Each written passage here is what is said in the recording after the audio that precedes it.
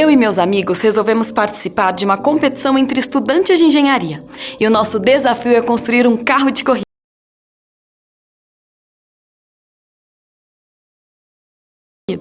Eu fiquei responsável por projetar o eixo de transmissão, mas percebi que antes de pensar no carro em si, precisava relembrar alguns conceitos relacionados à resistência dos materiais. Quando falamos em resistência dos materiais, é preciso pensar nas tensões aplicadas aos elementos de seção transversal circular, já que elas tendem a torcer a peça. Essas tensões são chamadas de momento de torção ou torque, indicadas pela letra T. O torque aplicado a uma barra provoca a tensão de cisalhamento nas faces perpendiculares ao eixo longitudinal da barra. Isso pode ser representado por um diagrama em que as medidas do eixo das abscissas são representadas pela letra grega ρ, sendo C o raio. Através da semelhança de triângulos, podemos expressar uma equação para obter a tensão de cisalhamento em função da tensão máxima. Mas para entender melhor as deformações em eixos circulares, eu imaginei um eixo com uma das extremidades fixa e a outra livre. No esforço de torção, a deformação de cisalhamento varia linearmente ao longo do comprimento do eixo. Ela pode ser determinada pela equação em que a letra grega φ indica o ângulo de torção. Também é importante considerar o caso dos eixos estaticamente indeterminados. Para fazer esse cálculo, consideramos o ângulo de torção de uma das extremidades da barra em relação à outra igual a zero, já que os apoios são fixos. Como você pode perceber, essa parte de torção vai implicar diretamente na minha tarefa de projetar o eixo de transmissão do carro de corrida. Lembrando que, além desse uso, os eixos de transmissão são usados em outros tipos de veículos, como no caminhão e no trator.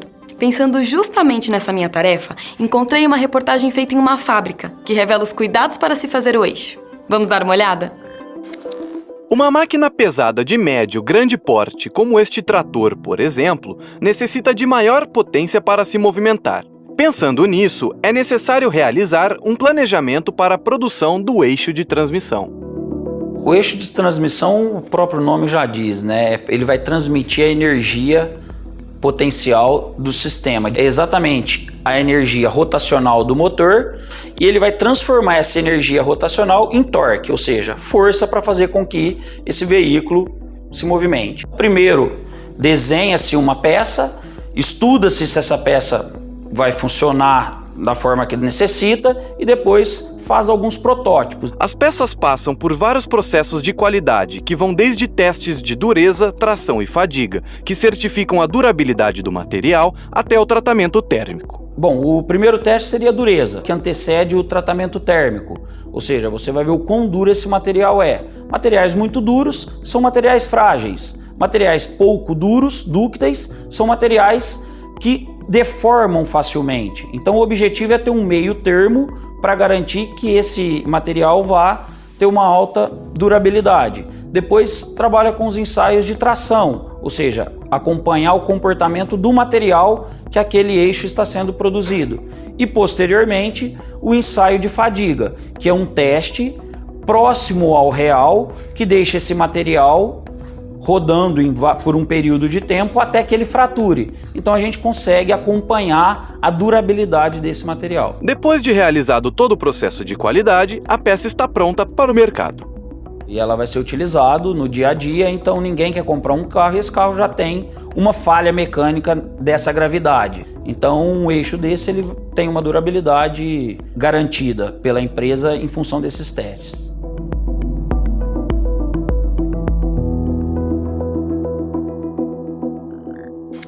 Para o projeto de eixo de transmissão, é necessário especificar a velocidade de rotação do eixo e da potência a ser transmitida.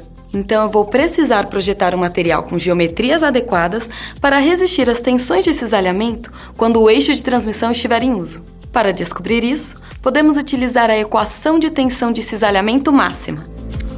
Na prática, os torques normalmente são aplicados aos eixos pelo acoplamento de engrenagens. Para determinar as tensões localizadas nesses pontos, a concentração de tensão deve ocorrer nessa descontinuidade de seção. A tensão máxima de cisalhamento localizada nos acoplamentos é igual ao coeficiente de concentração de tensão que multiplica o torque e o raio do eixo dividido pelo momento polar de inércia. Agora estou pronta para desenvolver o projeto do nosso carro. Vamos ganhar essa corrida. E isso, é claro, se o piloto nos ajudar. E você, estaria preparado para um desafio desses? Então aprofunde seus conhecimentos no assunto, bons estudos, bons projetos e até mais!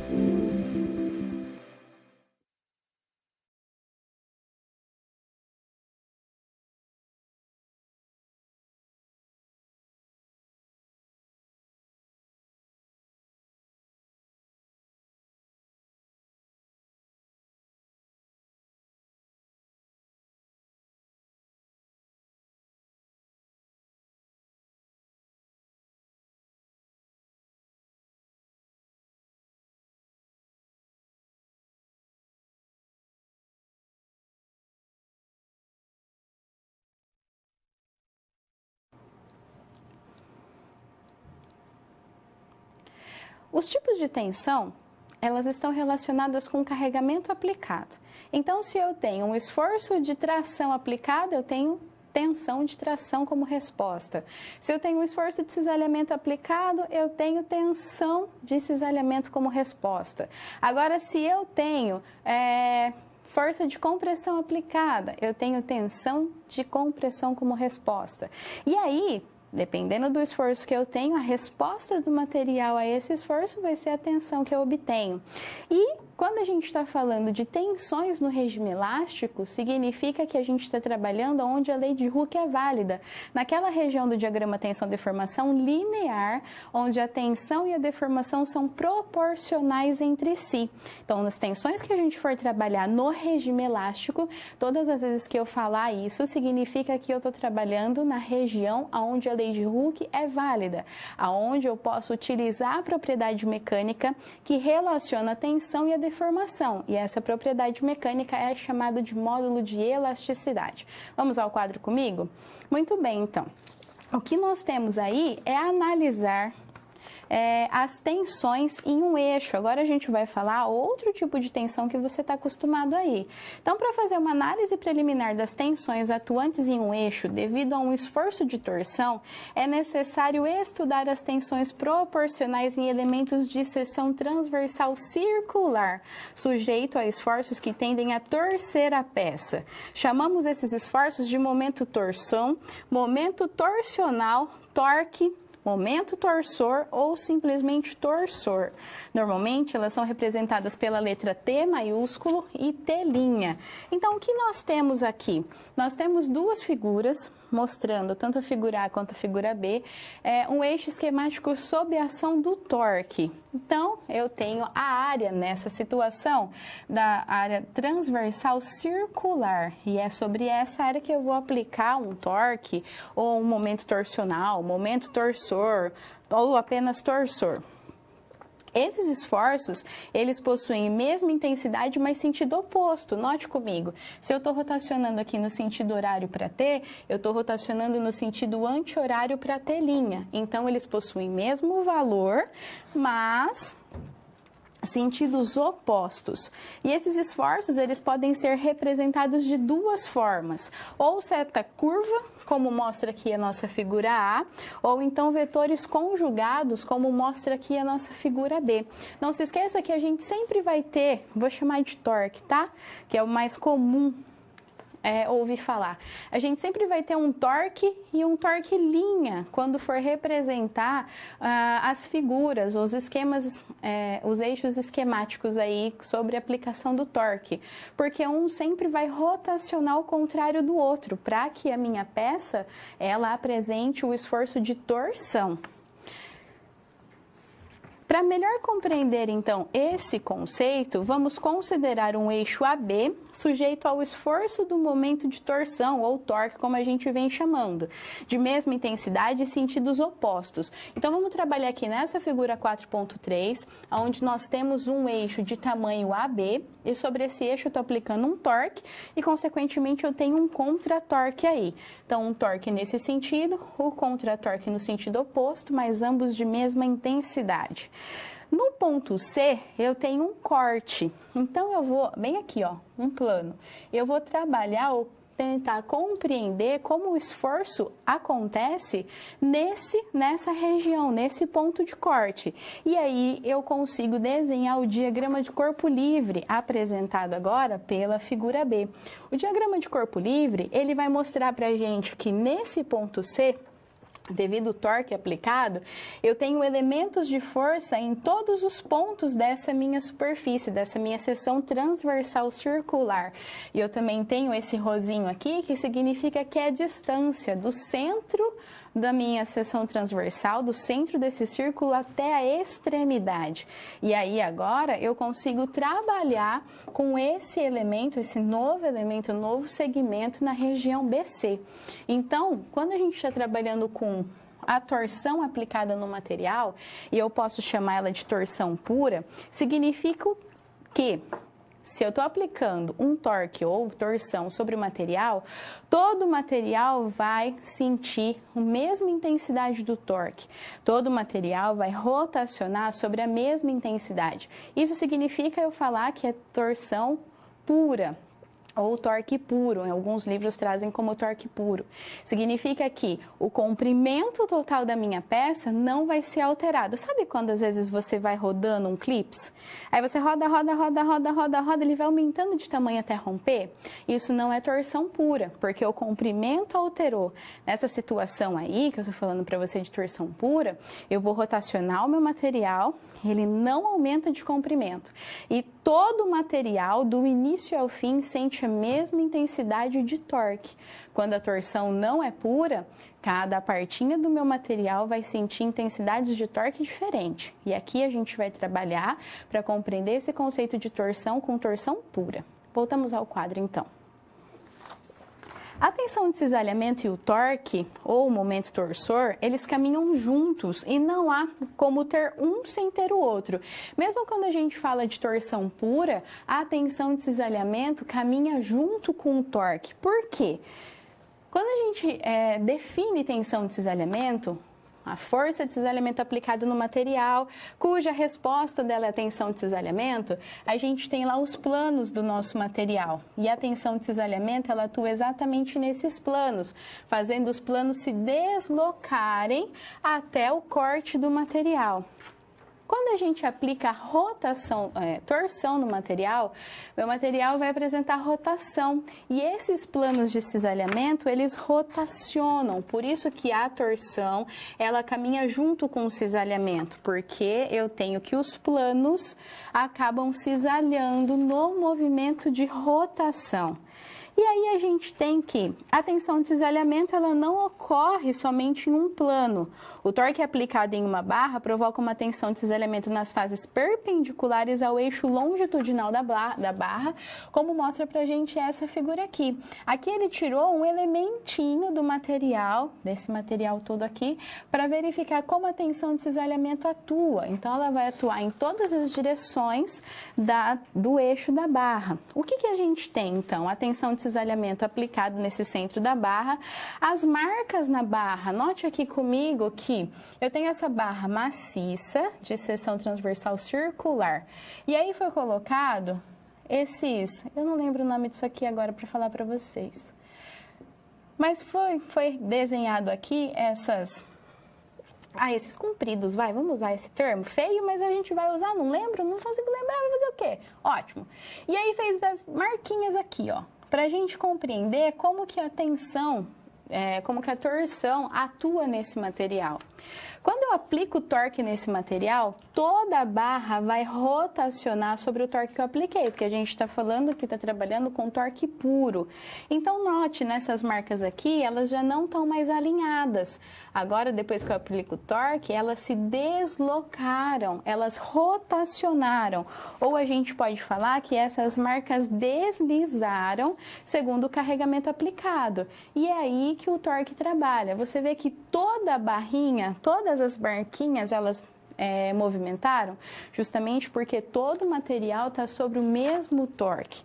Para o material elástico linear, a lei de Hooke, então, ela se aplica. Para o cisalhamento, essa relação de tensão e deformação se dá como tensão de cisalhamento é igual o módulo de elasticidade vezes a deformação de cisalhamento, que também é chamada de distorção.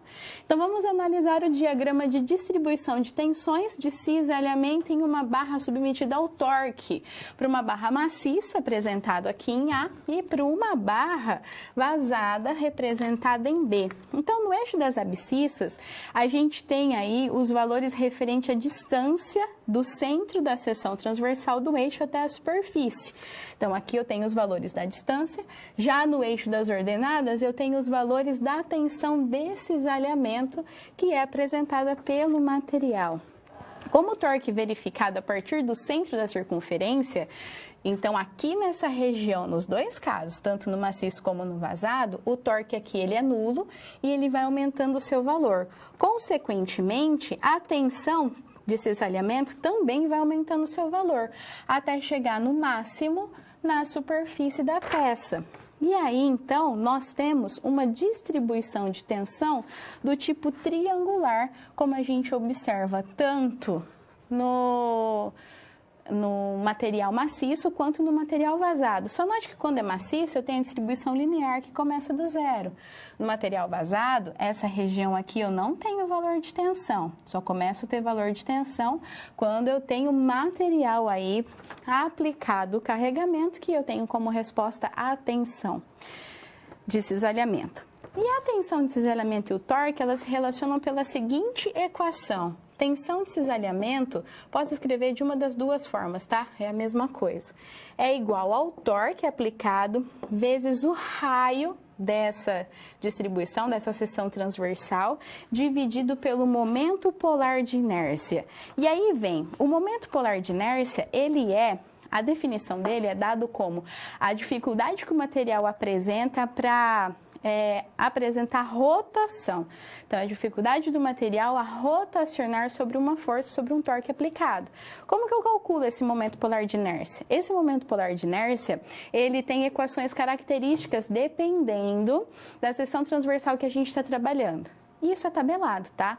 Então, se você tiver um exercício com seção transversal quadrada, eu tenho uma equação para o momento polar de inércia. Se a seção for retangular, é outra equação. Aqui a gente está trabalhando com o eixo circular, então tem uma equação específica para o eixo circular. E ela vai ser uma quando for maciço e vai ser outra quando for vazado. Isso para qualquer situação, todas elas são tabeladas. Mas vamos conhecer então para o eixo circular? Então, aqui nós temos a relação, como calcular a tensão de cisalhamento em um eixo maciço. Para calcular a tensão de cisalhamento relacionado com torque, a gente já viu que, vou usar essa letrinha para tensão de cisalhamento, tá? Tensão de cisalhamento é igual ao torque vezes a distância dividido pelo momento polar de inércia. Se eu tenho aqui um material, uma barra circular maciça, então o meu momento polar de inércia ele vai ser meio de π vezes o raio à quarta. E aí você consegue fazer esse cálculo essa conta na calculadora sem grandes problemas, tá?